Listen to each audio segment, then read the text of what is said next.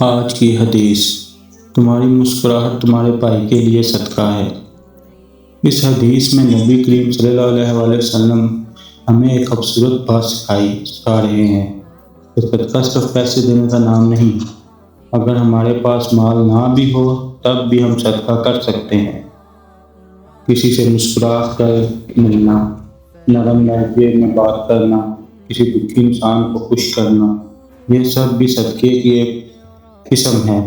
ہم سمجھتے ہیں کہ چھوٹے چھوٹے کام کی کوئی اہمیت نہیں، لیکن اسلام میں ان کی بہت بڑی قدر ہے۔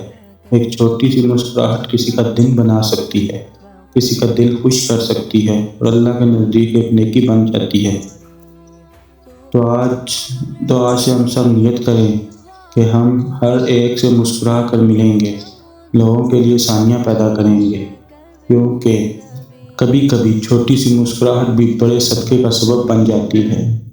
السلام علیکم۔ اگر آپ کو ویڈیو پسند آئے تو لائک، شیئر اور کمنٹ لازمی کریں۔